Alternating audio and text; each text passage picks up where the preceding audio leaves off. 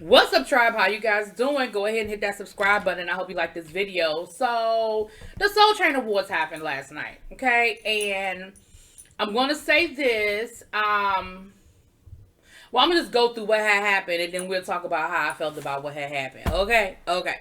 So, of course, it was hosted by Tashina Arnold and Tisha Campbell. I love the two of them together.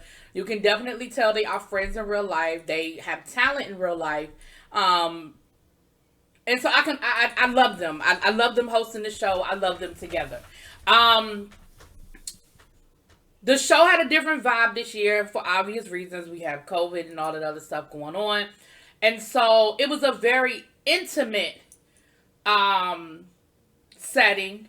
You did not have a whole lot of celebrities, and if there were celebrities there, they was behind the mask because it almost looked like it was a intimate small venue juke joint, really. A little bar. They had the tables. People could sit at the tables, sitting down. Everybody had on mask, unless they were actually performing or talking. The band had on mask, and that. And so they came out. They did like a homage to women's empowerment. They said this is the year of the black woman. You could tell this took place after the election because they were speaking on what black women did as far as the election is concerned.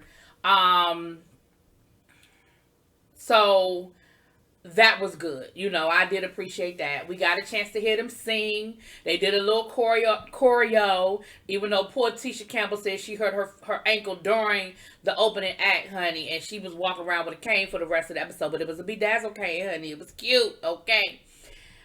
They even did like an original rap thing that they put together that sort of talked about this year, summing up of this year.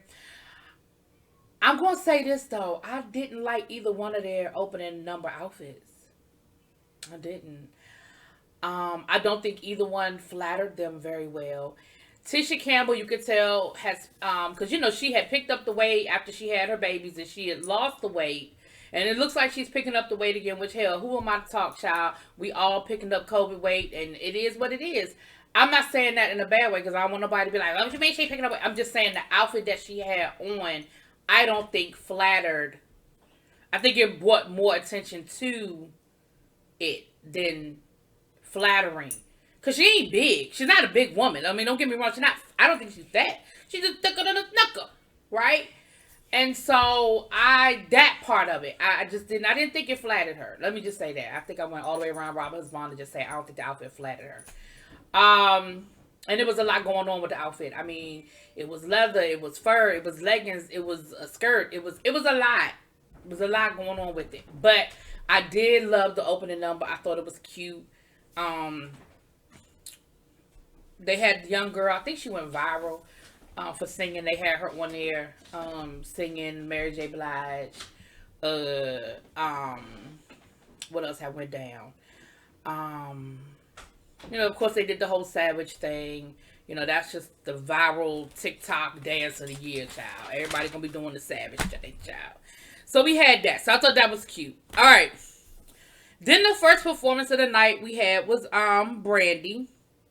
Now, when Brandy first came out, she was giving me a big Erykah Badu vibe, very bohemian, which Brandy is giving me that. And I'm gonna say this: Brandy actually won at least one award last night, and I can appreciate that because a lot of people were talking, well, especially her stans, were upset that she was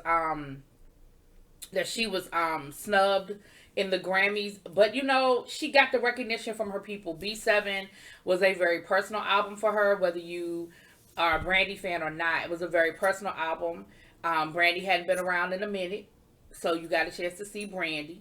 And I thought the performance was good. Like, I mean, it didn't blow my socks off, but it didn't make me be like, girl, I thought it was a good performance. I just think that a lot of people are just pigeonholed by whatever limitations may or may not have been put in place because of whatever the COVID thing, the whole COVID thing, Jack.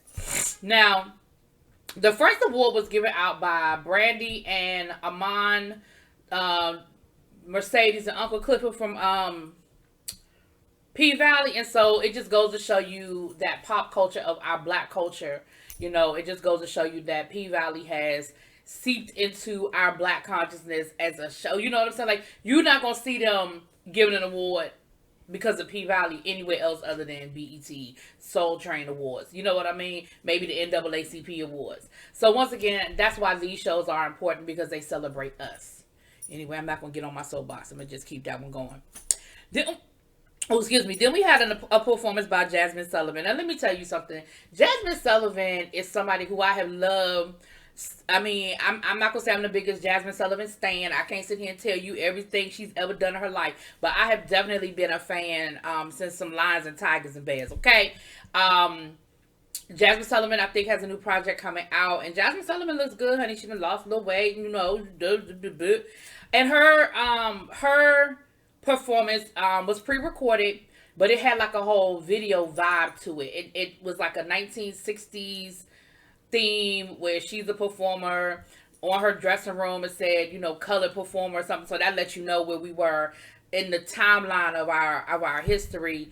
And there was a white guy who came to her dressing room, and then he sort of walked away. And then the rest of the song, she's sort of singing to him and talking about leaving feelings on the floor and that kind of thing. And so it had a cute little interracial type vibe to it at a time where that was sort of taboo. It was very black. As she was coming out of her dressing room and walking to the stage, going up the stage, you saw Rosa Parks. You saw, oh Lord, now of course I'm gonna lose it. Oh Lord, James Baldwin and other people. I ain't gonna get stuck with trying to name no other people. But it was going up the steps. You saw all these black, you know, these black giants of ours. So again, very black, but not in a hit you over the head kind of way black. Y'all know what I'm saying. Y'all know what I'm saying. Next we had, you know how they always do the BET stage. So the artist was Moses Sunfee. Yeah, I'm not familiar with him, but you know, okay. Then we had our Soul Cypher. Listen, that Soul Cypher gave me what I needed. First of all, anybody who knows me knows how much I love me some Shantae Moore. Okay, so Shantae Moore came through. She showed up, showed out. Then we had a Shanice, who I think is an unsung, never got the recognition that she deserves, never got what she should have gotten, because her voice is everything, and she's got a beautiful personality to boot. And so she started off the Soul Cypher, and she came out with the you know, and then it went to Shantae Moore, and Shantae Moore did a little clip of one of her songs. The whole time the background that was playing though was that Erykah Badu hook. The Erykah Badu hook with the Roots. Is it the Roots? It's the Erykah Badu hook. No, it's the Erykah Badu hook with Common. I think it is. It's a Common song. Shit. Anyway, y'all know what I'm talking about, child. Anyway, then we had PJ Morton, and he did his thing, talking about how the music industry tried to change him and tried to make him into something that he wasn't trying to be, you know.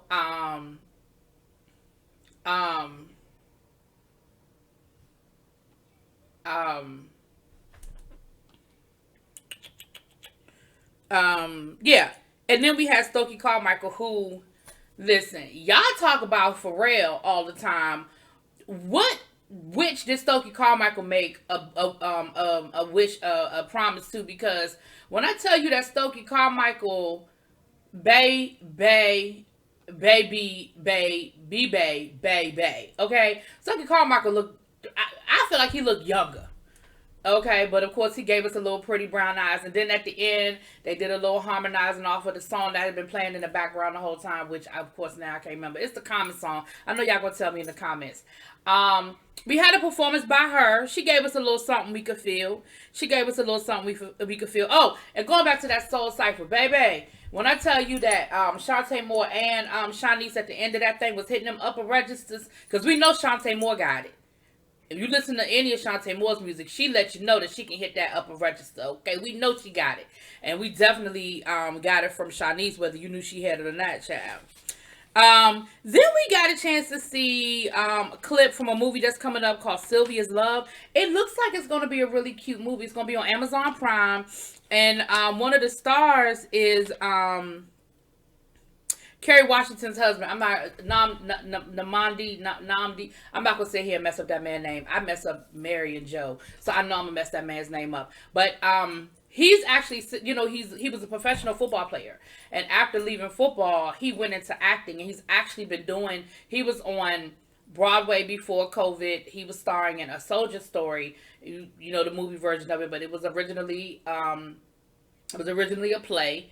And he was starring in that, and he's done a couple of other movies and things here and there, and so it's starring him, and so I'm like, go ahead now, do your thing, boo. It was good to see that, and it looks like it's gonna be a pretty interesting movie. They said I think it's gonna start streaming this month. I'm not sure the exact date, but if you have Amazon Prime, be on the lookout for it. Then we had a Babyface performance with a young man by the name of Lucky Day. I don't know if he's sort of like a protege of Babyface, but Babyface performed with him. And it was sort of a playoff of Love Should Have Brought You Home Last Night. It wasn't Love Should Have Brought You Home Last Night, but that was sort of the Babyface was singing that part of it. Now, I've never heard the song, like the actual song, so I don't know how the real song goes. I only know the performance from last night, but it was cute. It was a cute little playoff of Love Should Have Brought You Home Last Night, and you had Babyface doing his thing. Listen, I'm never gonna talk about Babyface, but what I am gonna say is Babyface. I don't know about that falsetto last night, but I'm not gonna talk about Babyface because Babyface is a legend, and I love Babyface. And Babyface could sing in the bathtub, underwater, and I will still buy the album. Okay, but I'm just saying that falsetto at the end.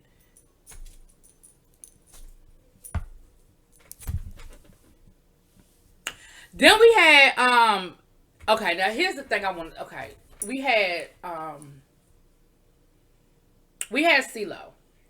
So let me ask y'all a question. Y'all put it in the chat. I mean, y'all put it in the comments. Y'all let me know.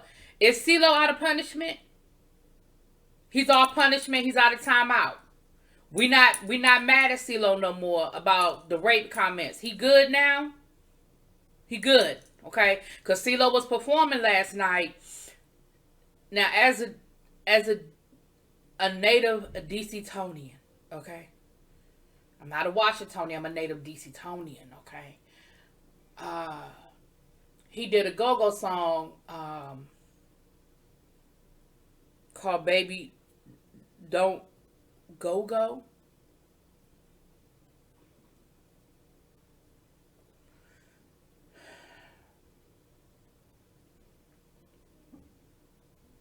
I'm very touchy about my go-go. I'm very touchy about people who are not from this area doing go-go, and I'm going to tell you why. Much like other people who protect their the culture of their area, a lot of people, Megan Thee Stallion is getting some backlash right now because a lot of New Orleans artists are sort of taking offense to some things she's doing. They feel like she's taking, she's stealing some of their culture or what have you and not giving credit. My issue is, okay, forget it. I'm gonna leave it at this. He did the song because I don't even want to go down a whole long road. He did the song. It's go-go. It was definitely a go-go beat to it. I just don't know. And I reached out to a few of my friends in the go-go community, in the music community of go-go, to find out, did he work with a local producer? Were those actual go-go artists on stage with him? Or did he just create the sound and do his own thing? And for somebody like me, I know for some people they might be like, so what, does it matter? But it does matter to me. And I'm going to leave it at that. So, and I like CeeLo. I mean, I hope he is our punishment because I like CeeLo, I don't know. Charlie Wilson, he performed with Smokey Robinson. And it was what it was. Like, Charlie Wilson never disappoints. Like, I don't care. Once again, Charlie Wilson never disappoints. He could sing the phone book to me and it's going to be Uncle Charlie forever. Smokey Robinson is a legend to be respected. It's always something to get when you can get the two legends like that on stage together and they sing a song that I'm not familiar with. But, I feel like I have not done my due diligence with music this season because I just feel like I don't know none of this music and I feel bad that I don't, but I like the song. And then Charlie Wilson did a tribute to Rance Allen. And I was here for it. I was definitely here for it. A couple of artists came on stage towards the end, and I'm not familiar with them. I felt like a heathen because I feel like they're gospel artists that I probably should know, but I didn't. So, yeah.